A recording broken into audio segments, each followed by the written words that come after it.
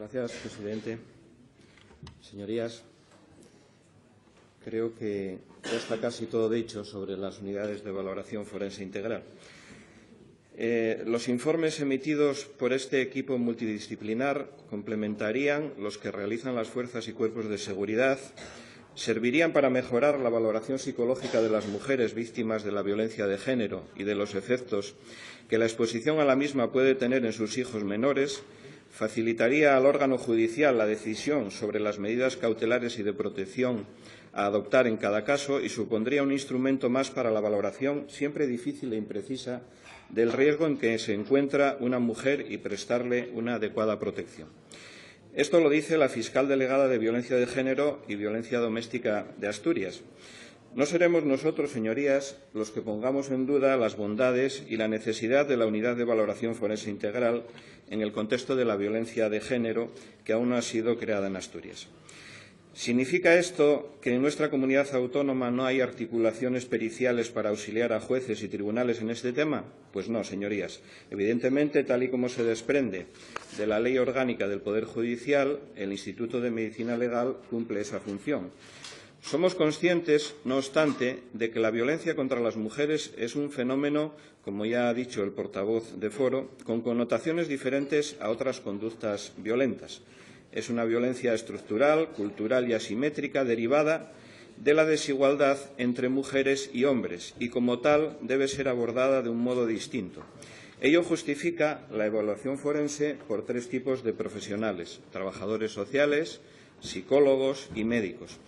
Estos tres peritos ya prestan sus servicios a jueces y tribunales en Asturias, pero la unidad de valoración forense integral mejorará las valoraciones de las víctimas, incluyendo además a los victimarios, dando una perspectiva más integradora y coordinada de los aspectos sociofamiliares, psicológicos y médico-psiquiátricos. Por ello, nuestro Gobierno autonómico está trabajando en la creación de esta unidad y con la vista puesta en los consiguientes protocolos de actuación global e integral para los casos de violencia de género. Así, por ejemplo, se incluye como medida dentro de la hoja de ruta para el Pacto Social contra la Violencia sobre las Mujeres el refuerzo de los equipos de atención psicosocial y, por eso, desde el Gobierno se está trabajando en ello. La Dirección General de Justicia está trabajando también en la reorganización de los equipos psicosociales de manera que se unifiquen en un solo servicio con un coordinador al frente. Esto incluye la propuesta de creación de 2 equipos de familia adicionales a los ya existentes y que ha sido remitida a la Dirección General de Función Pública. Las directoras generales del Instituto Asturiano de la Mujer y de Justicia, señora portavoz de Ciudadanos, se desplazaron recientemente a Sevilla para conocer de primera mano la experiencia andaluza con las unidades de valoración forense que tienen allí 10 años de andadura. El objetivo es seguir las buenas prácticas para poner en marcha este servicio lo antes posible. Próximamente, las direcciones generales mencionadas presentarán una amplia programación formativa dirigida al personal del Instituto de Medicina Legal para reforzar la formación en materia de violencia de género y sobre la particularidad propia que dichas situaciones producen tanto en las mujeres víctimas como en sus hijos e hijas.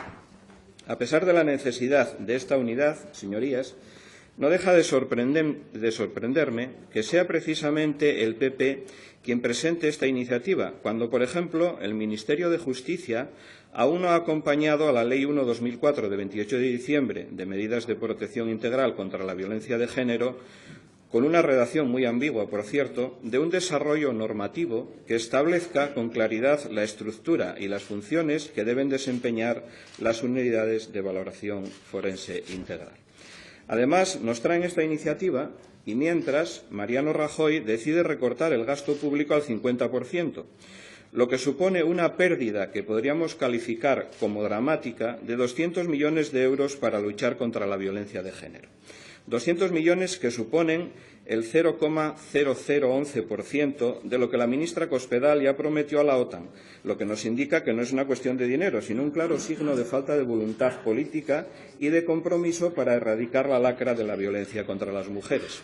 Teniendo en cuenta, además, que el pasado 23 de noviembre y a iniciativa del Grupo Socialista en el Congreso ya se había acordado por unanimidad de todos los grupos parlamentarios que en caso de prórroga presupuestaria se dotase de fondos para este ejercicio en una cuantía de 200 millones el Pacto contra la Violencia de Género.